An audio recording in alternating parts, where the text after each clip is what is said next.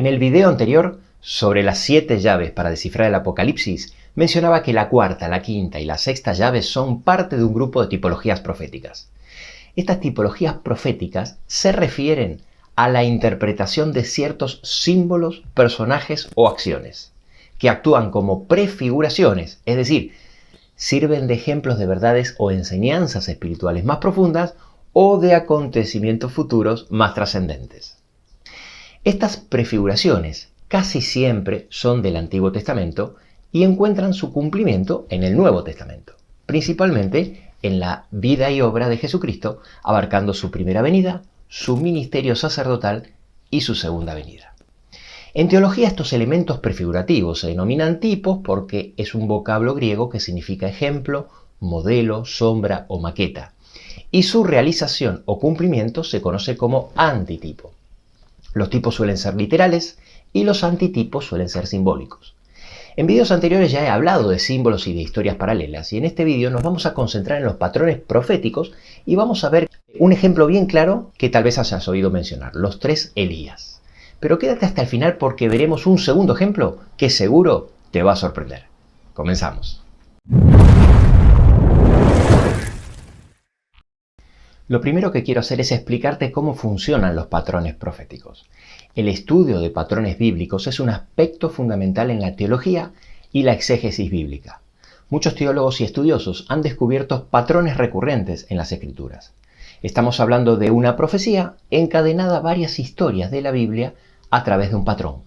Y este patrón a la vez está basado en paralelismos, que no es otra cosa que símbolos, personajes o acciones que se repiten. Coincidencias, elementos comunes, es lo mismo dicho de diferentes formas. Ahora bien, y aquí viene lo importante, para evitar interpretaciones forzadas o imaginarias, es muy importante que los paralelismos que demuestran el patrón siempre deben estar autorizados por la Biblia. No se puede inventar. Dios utiliza este lenguaje para que el pueblo de Dios pueda interpretar los símbolos. Solo aquellos que conocen las historias de las Escrituras estarán capacitados para ver los paralelismos. Esto no tiene por qué ser subjetivo. En profecía no debemos adivinar ya que solo tomaremos como válidos aquellos patrones que son extremadamente evidentes por la cantidad de paralelismo que los confirman, es decir, donde la razón nos indica que son tantas las coincidencias que hace imposible la casualidad y se ve claramente una revelación intencional. O señalado directamente por el texto bíblico, ya que la Biblia los vincula explícitamente. Cualquiera de las dos son suficientes, aunque muchas veces se dan ambas. Existen 2 tipos de paralelismo. Los paralelismos universales, que aparecen en todas las historias donde encontraremos el patrón, o los paralelismos selectivos, que aparecen en varias, pero no en todas. Este tema es muy importante. No es necesario que cada elemento común o coincidencia aparezca en todas las historias. Una vez que la relación entre las historias está demostrada y se ve claramente la vinculación entre ellas, por la cantidad de coincidencias que tienen en común, es muy probable que encontremos otros paralelismos selectivos que nos ayudarán a descifrar los símbolos y aunque no sean universales, aún así la relación es evidente. Otro tema importante es que lo que llamamos historia 1, historia 2, etc., muchas veces no es otra cosa que varias profecías que se han ido cumpliendo a lo largo de la historia.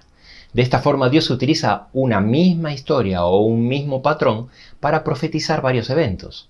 Seguramente oíste hablar de una profecía de doble cumplimiento. Bueno, esto está relacionado, pero por supuesto lo veremos más adelante y no es el tema de este video.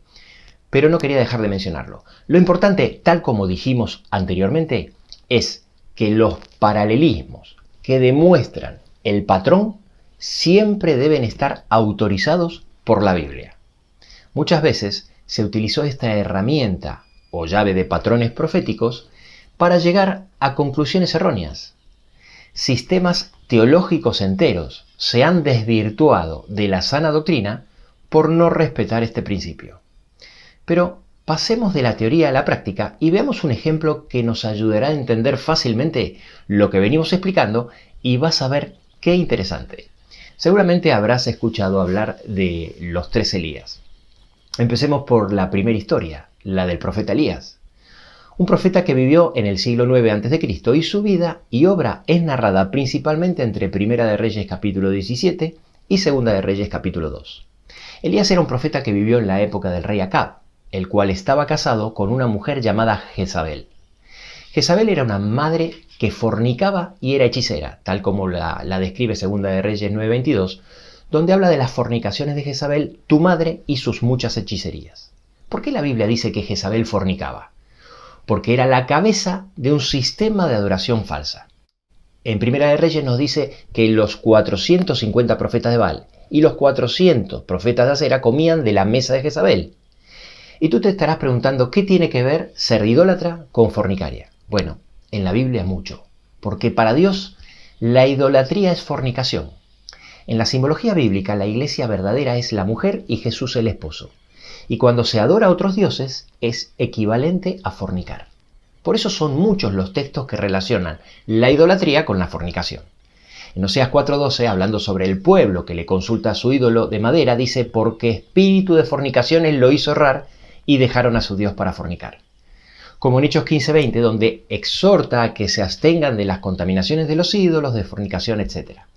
En 1 Corintios 10:7-8 dice, ni seáis idólatras como algunos de ellos, ni forniquemos como algunos de ellos fornicaron, y cayeron en un día 23.000, haciendo referencia al incidente del pueblo de Israel en el desierto, donde en Números 25, 1 y 2, dice que el pueblo empezó a fornicar con las hijas de Moab, las cuales invitaban al pueblo a los sacrificios de sus dioses. Por mencionar solo algunos textos donde Dios llama fornicarios a los que adoran ídolos. El rey fornica con Jezabel. Si bien Jezabel es la cabeza de un sistema religioso falso, Acab, que representa el poder civil, ya que era el rey, también había fornicado con Jezabel. En 1 Reyes 16 dice que tomó por mujer a Jezabel y fue y sirvió a Baal y lo adoró. Y Elías lo acusaba a Acab de ser fornicario, diciéndole, tú y la casa de tu padre, dejando los mandamientos de Jehová y siguiendo a los Baales. Jezabel manipulaba al rey para sus fines. Dice 1 Reyes 21, pero no hubo nadie como Acab que se vendió a hacer lo malo ante los ojos de Yahvé porque Jezabel, su mujer, lo incitó. Su fin, el de Jezabel, era matar a los verdaderos profetas. En 1 Reyes 18:4 dice que Jezabel destruía a los profetas de Jehová y en 1 Reyes 19:1 dice que había ejecutado a espada a todos los profetas. El versículo 2 dice que tenía la firme decisión de matar también a Elías. Elías lleva a los hijos de Israel a convertirse a Jehová. En 1 Reyes 18, 30 y 40 cuenta que Elías arregló el altar de Jehová, que estaba arruinado, luego cayó fuego de Jehová, el cual consumió el holocausto, y viéndolo todo el pueblo se postraron y dijeron, Jehová es Dios. Finalmente los profetas de Jezabel, y más tarde ella misma, son destruidos. En la Biblia existe una vinculación intencionada entre el profeta Elías y Juan el Bautista. En el video anterior explico que no podemos buscar historias paralelas forzadas o imaginativas, sino que solo si el texto nos autoriza a través de la cantidad de elementos que no dejan lugar a dudas del paralelismo o autorizados directamente por el texto bíblico. En este caso se dan las dos cosas. ¿Autoriza el texto bíblico relacionar a Juan el Bautista con el profeta Elías? Sí, y más de una vez. Cuando el ángel Gabriel anuncia el nacimiento de Juan el Bautista en Lucas 1:17, le revela a Zacarías su padre que Juan nacerá con el espíritu y el poder de Elías. Y luego Jesús confirma 2 veces que Juan el Bautista era el Elías que debía de venir a preparar el camino del Mesías. En Mateo 11:14, haciendo referencia a Juan el Bautista, dice, él es aquel Elías que había de venir. Y luego en Mateo 17 Jesús dijo, Elías viene primero y restaurará todas las cosas, aclarando luego en el texto, en el versículo 13, que los discípulos comprendieron que les había hablado de Juan el Bautista. Ahora bien, en Juan 1:21 los levitas le preguntan a Juan si él era Elías y él dijo no soy. ¿Quiere decir esto que Juan contradijo al ángel Gabriel y a Jesús? Por supuesto que no. Juan tenía razón, él no era Elías, sino que tal como dijo el ángel Gabriel, Juan vendría con el espíritu y el poder de Elías. ¿Cuál era el espíritu y el poder de Elías que se manifestó en Juan? Bueno, para entender esto tenemos que conocer y comparar ambas historias. Existen tantos elementos en común entre la historia de Elías y Juan el Bautista que es imposible no darse cuenta que son 2 historias paralelas y por consiguiente una historia debe estudiarse a la luz de la otra para entenderla mejor. Volviendo al gráfico anterior podemos ver que los personajes que rodean a Juan el Bautista son análogos a los de Elías. Herodías, la madre de Salomé, al igual que Jezabel, fornicaba, en este caso con el hermano de su exmarido que también era el rey. El rey Herodes, al igual que Acab, fornicaba con Herodías.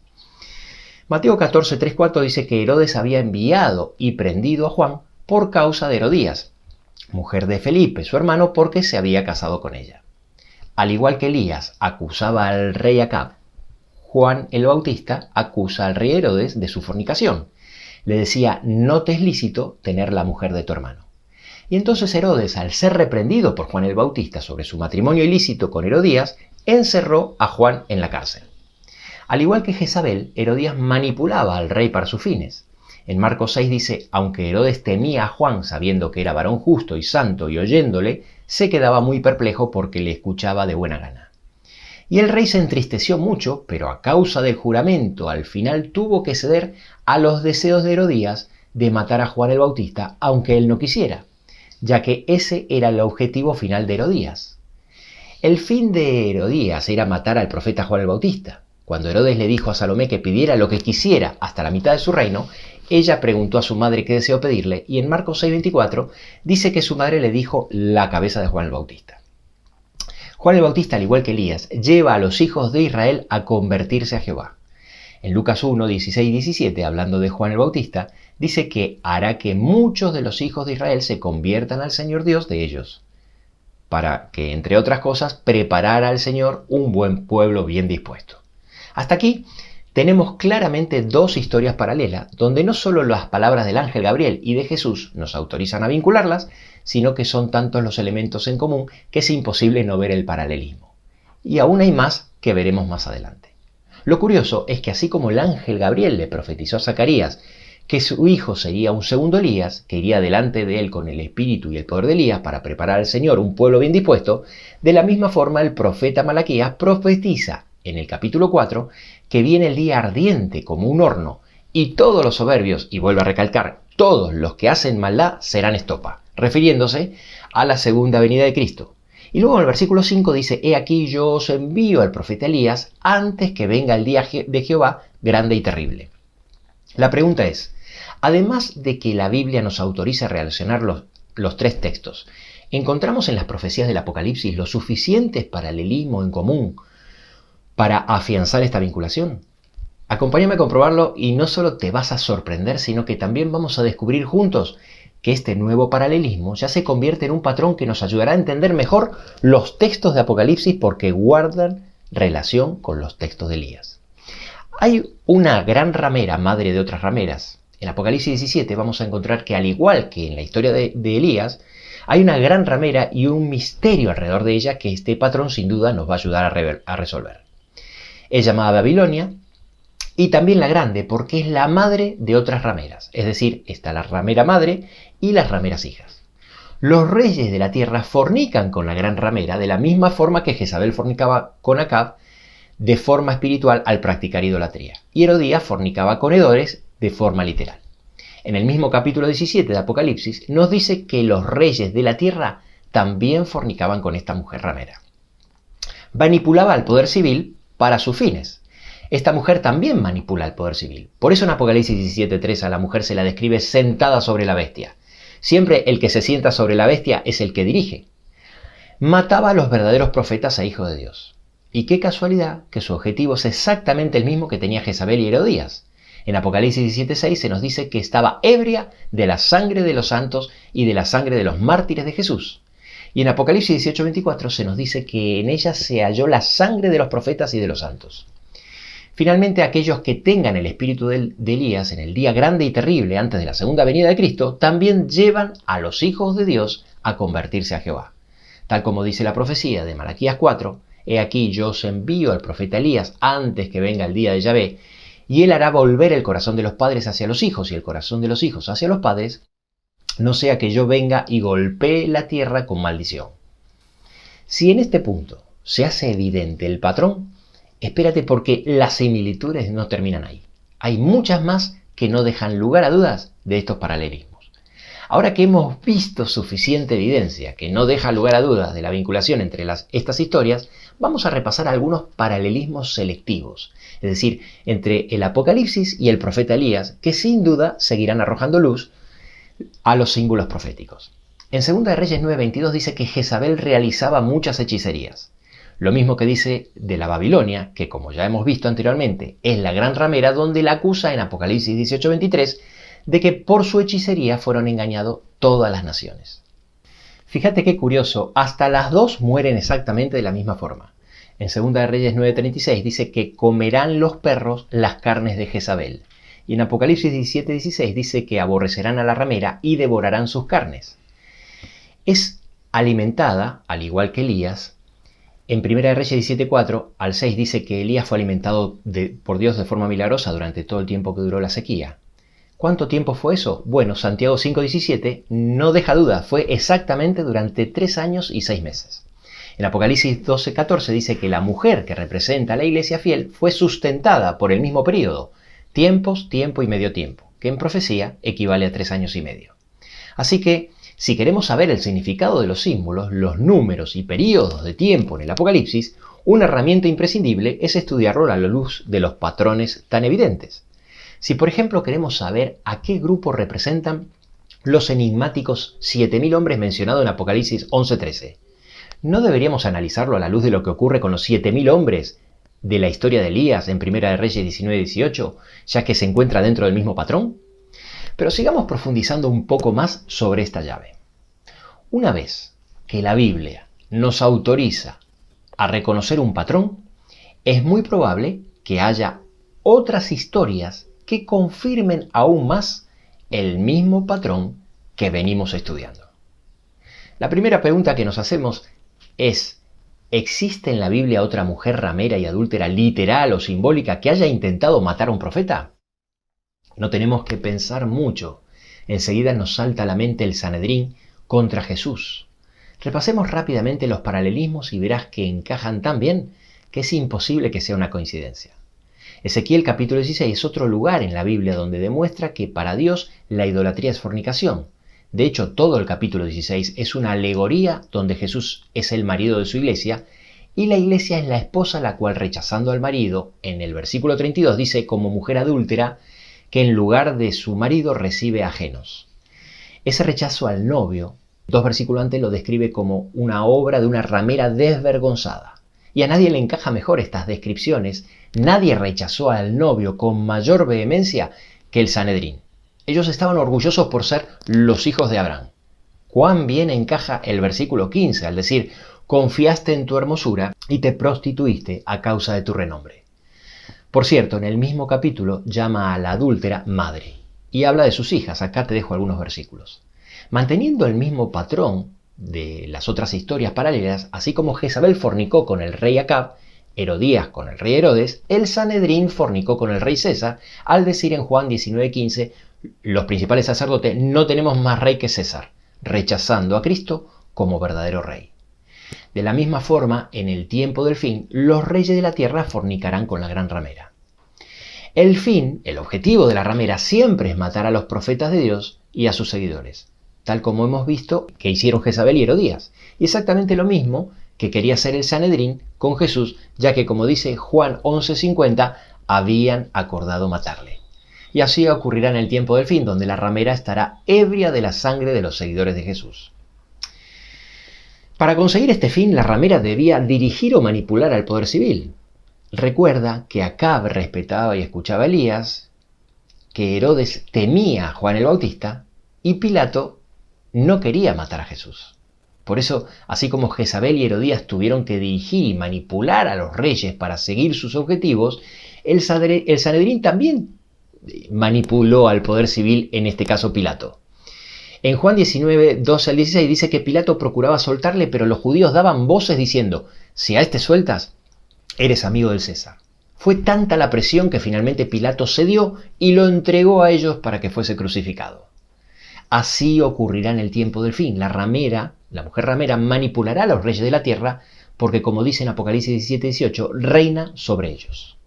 Presta atención porque aquí viene un dato importante que este patrón arroja y que tenemos que tomar muy en cuenta. La gran ramera siempre se encuentra en el seno del pueblo de Dios.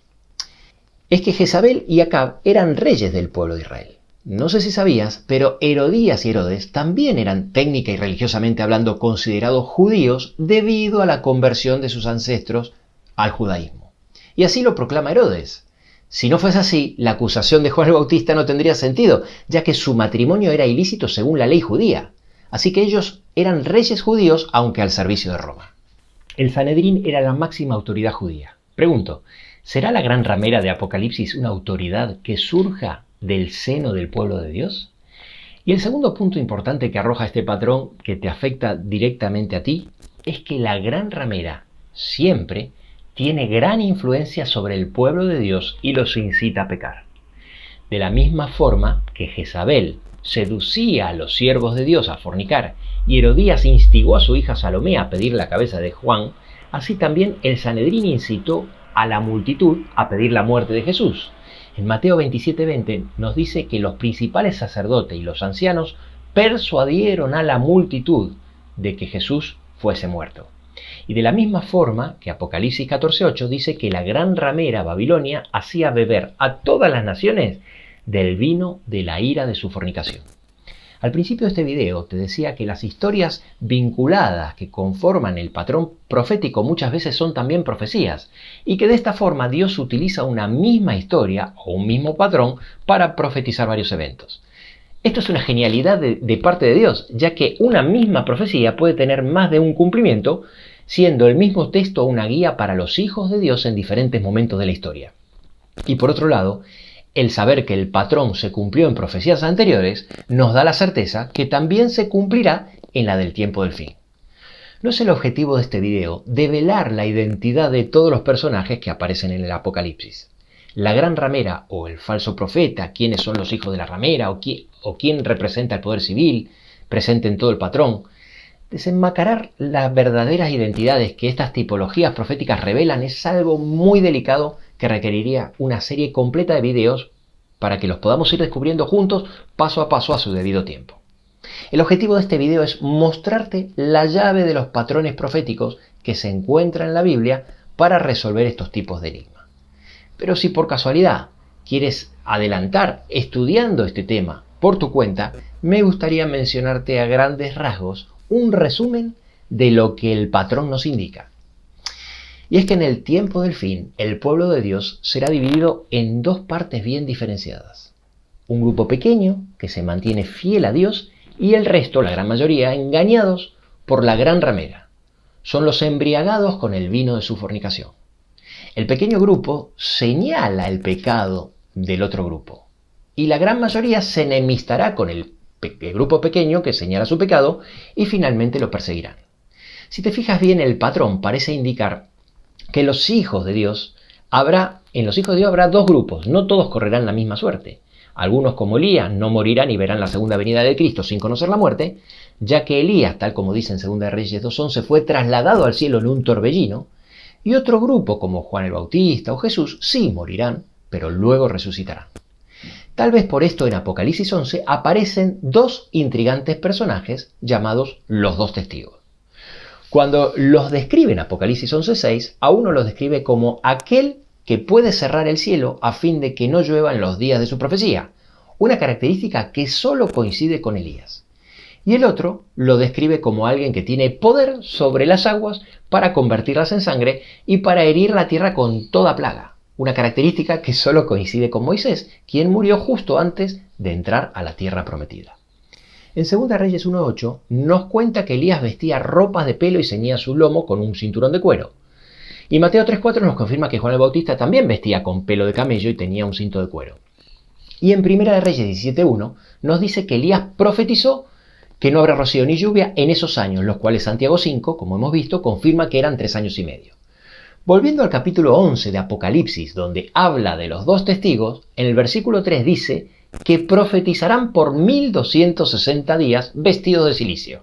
¡Qué tremendo paralelismo! Otra vez el mismo periodo de tiempo, ya que 1260 días en profecía son 3 años y medio. Y no sé si lo sabías, pero la ropa de cilicio era una ropa austera que se utilizaba a base de pelos de cabra o pelos de camello. Pregunto, si queremos saber los detalles de estos testigos, ¿no sería lógico estudiarlos a la luz de este patrón? Yo sé que para muchos que están mirando este video, la idea que acabamos de expresar nunca la habían escuchado o simplemente no encaja con los conceptos que ya tienen establecidos sobre lo que acontecerá en el tiempo del fin. y que a pesar de las fuertes evidencias que presentan los paralelismos de este patrón profético, necesitas tiempo para asimilar esta información. Pero si utilizas la llave de los patrones proféticos en profundidad, será una herramienta que te despejará muchas dudas. Si a pesar de toda esta información necesitas mayor evidencia, presta mucha atención a lo que te voy a decir ahora. Antes de la intro de este video te decía que te quedes hasta el final porque íbamos a ver un segundo ejemplo de patrón profético que te iba a sorprender. Existe un segundo patrón en la Biblia, menos conocido, pero no por eso menos útil e interesante, que te va a ayudar a confirmar que nuestra conclusión va por buen camino.